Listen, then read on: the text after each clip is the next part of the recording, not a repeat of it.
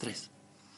Muy buenos días, Egunon. Desgraciadamente no puedo estar in situ con vosotros en esta jornada tan importante en la que se viene a clausurar este primer centenario de la Escuela de Armería de Eibar, pero no he querido dejar de estar, aunque sea a través de este pequeño vídeo, para compartir, a petición de José María Olacia, algunas reflexiones sobre lo que serían las claves en estos momentos del mundo de las organizaciones y más concretamente del mundo de la ética. La primera de ellas tendría que ver con la naturaleza de esta crisis. Esta es una crisis en la que ya llevamos inmersos varios años, en la que, bueno, podríamos decir que es una crisis provocada por ciertas burbujas económicas, se ha hablado mucho de ellas, pero también una crisis moral, una crisis donde la ética tiene un peso muy relevante. Por eso podemos decir, siguiendo al filósofo José Antonio Marina, que la ética es el modo más inteligente de vivir. Es realmente la prueba de una inteligencia triunfante, de una inteligencia en la que los conocimientos se llevan a los comportamientos. Y por tanto, como sociedad, nos comportamos realmente como debemos, como debe ser. No corren buenos momentos para la ética, aunque se hable mucho de ello. A nivel del conjunto del Estado, se entiende que somos el país número 30 en corrupción, según Transparencia Internacional, y aunque Euskadi viene a ser una excepción en ese sentido, una excepción favorable, pero tenemos mucho que mejorar, puesto que junto con Malta, Grecia, Italia y Polonia estamos entre los países considerados con un mayor grado de corrupción. La segunda idea que quería compartir con vosotros tiene que ver precisamente con los intangibles. Estamos acostumbrados a una economía donde lo tangible, lo que se podía tocar, como esta mesa, era lo más relevante. Sin embargo, gracias al desarrollo tecnológico, a las revoluciones tecnológicas, actualmente más del 95% del valor de las compañías es básicamente intangible. Son aspectos que no se pueden tocar y que tienen muchísimo peso, muchísimo valor. Hemos vivido desde los años 80 un cambio muy profundo, radical, de lo tangible a lo intangible. Anteriormente más del 60% del valor de las compañías era tangible, pero ya en el año 92 se había dado la vuelta a la tortilla y básicamente estamos hablando en más de un 60% de intangibles. Y cuando empezó todos estos momentos difíciles, años 2007, ya el 90% del valor de las compañías era intangible. Cuando estamos hablando de intangible, ¿a qué nos referimos? Nos referimos básicamente a 4 aspectos. Nos referimos al capital humano, es decir, a las personas individual y colectivamente consideradas que tienen que dar lo mejor de sí mismas, y por eso la ética es un modo tan importante. Nos referimos también a la marca, que la marca es una promesa de valor, y por lo tanto potenciar la marca es algo que debemos hacer todos, a nivel de las empresas, de las ciudades, de los estados, etc.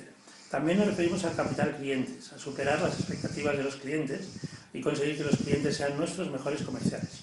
Y también, muy importante, cada vez más importante, a las expectativas de futuro, porque esto quiere decir que hablemos de temas positivos, realmente de lo que nos sentimos orgullosos, y no estar enfangados permanentemente en las malas noticias, que no llevan más que a depreciar nuestro verdadero valor como individuos y como colectividades, como comunidades. Pasando ya al tercer punto, el tema de la productividad, es un tema que nos preocupa a todos, en entornos públicos y privados. Debemos recordar que más del 60% de la productividad básicamente es calidad directiva. Es la capacidad que tenemos quienes dirigimos equipos, dirigimos organizaciones, para conseguir atraer, fidelizar, desarrollar y poner en valor, rentabilizar el talento. Por lo tanto, la calidad directiva es en buena medida responsable del aprendizaje, más del 90%, en buena medida responsable del clima, más del 70%, y evidentemente, como veremos, esto se rentabiliza, se pone en valor en los resultados de negocio. Y evidentemente cada vez es más importante en la propia atracción de talento. Por tanto, tenemos que decir que el 60%, como decía antes, de la productividad es provocada por la calidad directiva. Tenemos que tenerlo en cuenta para hacerlo cada vez mejor y para sentirnos sanamente orgullosas y orgullosos de cuando hacemos bien las cosas dirigiendo organizaciones. Pasamos el Rubicón casi con el tema de la eficiencia. Eficiencia, conseguir lo que hacemos, hacerlo con los menores recursos posibles. Cuidado con los recortes, porque muchas veces lo que hacemos es no perder grasa, que eso es sano, sino perder músculo, en lo que cada vez se llama más la anorexia corporativa. Debemos tener en cuenta que el gran factor de la eficiencia es el orgullo de pertenencia, que es otro gran intangible, relacionado, como decía antes, con el capital humano, con la marca, con las expectativas y con nuestro trato a los clientes. Evidentemente, para conseguir esa eficiencia tenemos que generar una identidad ganadora de la que nos sintamos orgullosas, orgullosos, y por lo tanto potenciar todo aquello que nos es propio, porque no vamos a malgastar en aquello que sentimos como nuestro. Tenemos que hacer cada vez mejor esto de la eficiencia desde el punto de vista de nuestro propio orgullo de pertenencia. El quinto punto que quería compartir con vosotros tiene que ver con la educación, que también en estos momentos está sometida a momentos muy difíciles, momentos de dificultades, de recortes. Conviene recordar que según el Premio Nobel de Economía Jens Heckman, que ha analizado cuáles son las inversiones más rentables en todos los sentidos, la educación claramente, de manera sostenible, es la inversión con mayor rentabilidad. Heckman ha demostrado científicamente, y no es una ocurrencia, es ciencia realmente, que cada euro, cada dólar que invertimos en educación nos rentabiliza, nos supone 17 veces todo lo que invertimos. Por lo tanto, es un retorno de la inversión del 1.700%. No hay ninguna otra partida, no hay ningún otro capítulo que de manera sostenible, de manera recurrente, nos aporte tanto. Por tanto, es el momento, desde la ética, de la educación, del aprendizaje, del desarrollo, de invertir cada una de nosotras y de nosotros en mejorar lo que hacemos, en aprender más y en trasladar los conocimientos a los comportamientos. El sexto punto tiene que ver con el grado de corrupción. Decía antes, en el nivel del conjunto del Estado, según Transparencia Internacional, estamos en el puesto número 30, no es algo de lo que nos debamos sentir orgullosos, pero es algo que tanto desde la antropología, por las redes sociales, no redes de Twitter y Facebook, sino redes clientelares, redes de amistades, y también desde la neurología cada vez conocemos mejor. El gran referente en este caso es George Lowenstein, que nos habla de que la corrupción se genera en determinados contextos. Hay contextos en los que prima más el mérito, por tanto, llegan adelante las personas que realmente lo merecen, y hay otras donde, bueno, básicamente el mérito no interviene tanto y se favorece a los amigos, se favorece a aquellas personas que realmente no tienen el mérito para conseguir lo que socialmente aparece. Siempre es cuestión de dos grandes factores, la corrupción considerada por Lowenstein.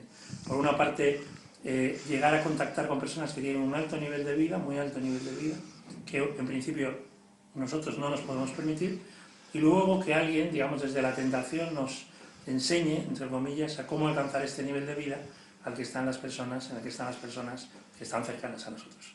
Por lo tanto, tiene que ver con la tentación, tiene que ver con las redes clientelares y sociales, y tenemos que estar muy conscientes de que eso no beneficia, porque los países más corruptos, evidentemente, son los menos desarrollados.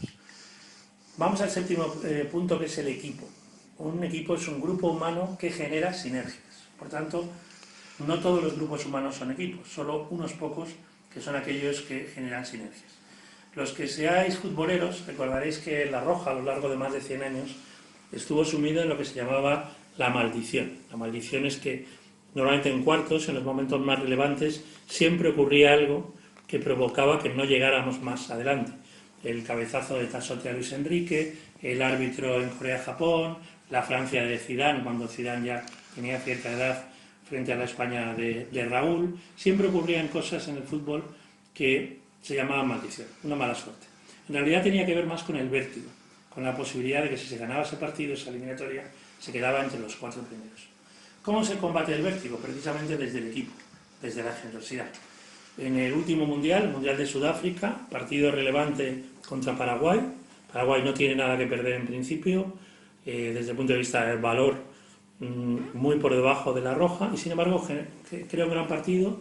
Tiene una jugada casi al final, penalti, que va a lanzar Cardoso, y en ese momento Pepe Reina, que está en el banquillo, pero que sabe muy bien cómo lo va a lanzar Cardoso, porque Cardoso es jugador del Benfica y Pepe Reina, como portero del Liverpool, ha sufrido 2 penaltis de Cardoso, le dice a Iker Casillas que lo va a lanzar a media altura y a la izquierda.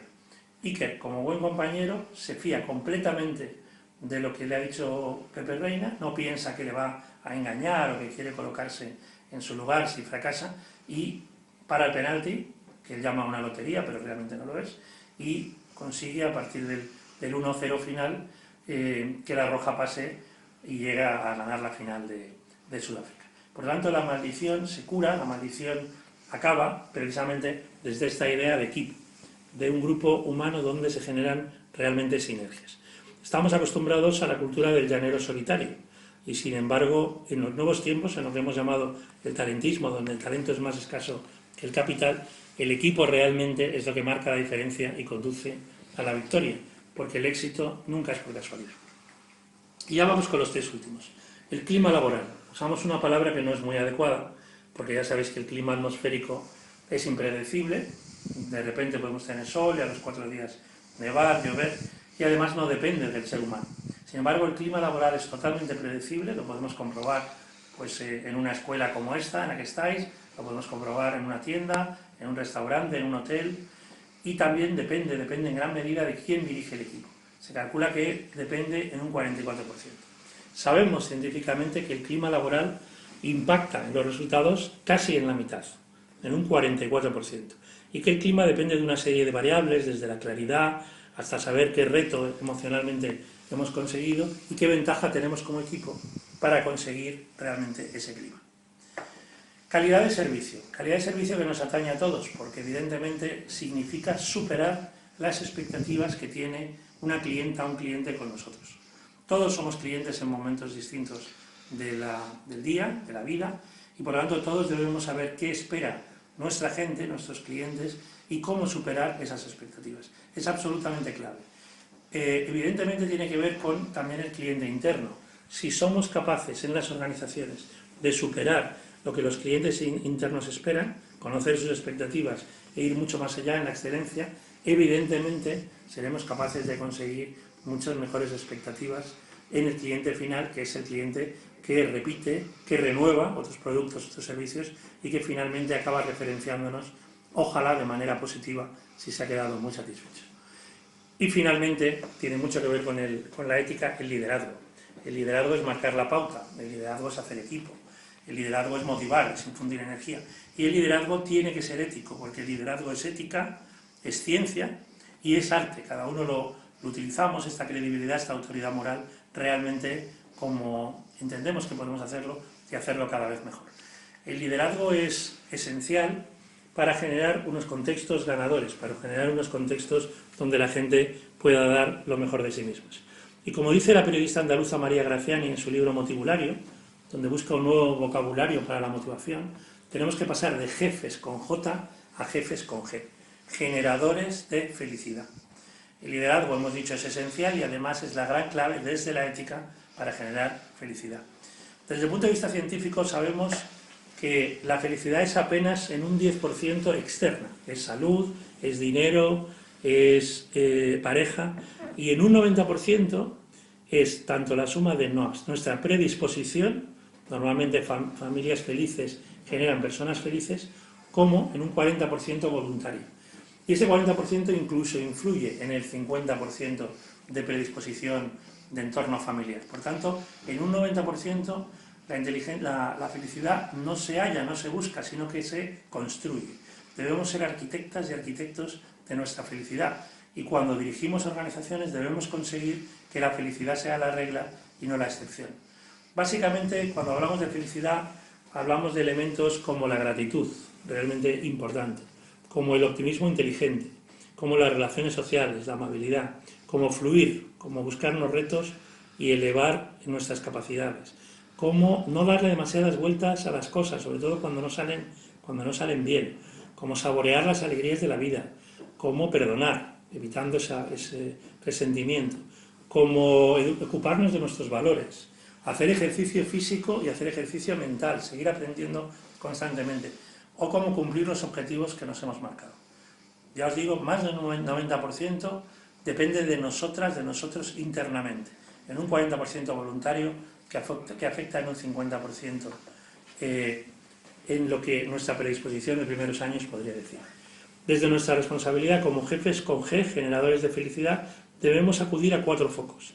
Primero, el foco de los fundamentos, y ahí estaría la gratitud, ser muy agradecidas y muy agradecidos, ahí estaría la fluidez y ahí estaría el optimismo. Fomentar buenas relaciones sociales, generar emociones positivas, sentirnos sanamente orgullosas y orgullosos de lo que hacemos y afrontar inteligentemente aquello que tenemos que mejorar. Evidentemente, la resiliencia, el aguante, la resistencia, el perdón, y también seguir actualizándonos y conseguir que se actualice todo el mundo en términos de lo físico, del ejercicio físico, ocuparnos de nuestro cuerpo, ocuparnos de nuestro alma también, de la mente, de los valores, y ocuparnos de nuestros objetivos para lograrlos y para conseguirlos. Nadie dice que sea fácil, pero es un gran camino y es un enorme ejercicio de responsabilidad el ocuparnos de la felicidad. Finalmente, pues quiero daros las gracias y rendir un sentido homenaje a un gran amigo que es José Mario Ulacia, que me pidió por lo menos estar con vosotros y que me ha llenado de orgullo el poder hacerlo, aunque fuera por esta vía digital, y de quien me siento muy agradecido por más de una década. Él ha sido mi gran introductor a la cultura de Euskadi, he aprendido muchas cosas gracias a José Mari. Él es uno de los grandes referentes y baluartes de la calidad, de la excelencia y de la educación. Eskerrik asko, muchísimas gracias José Mari, y eskerrik asko, muchísimas gracias a todas vosotras y todos vosotros.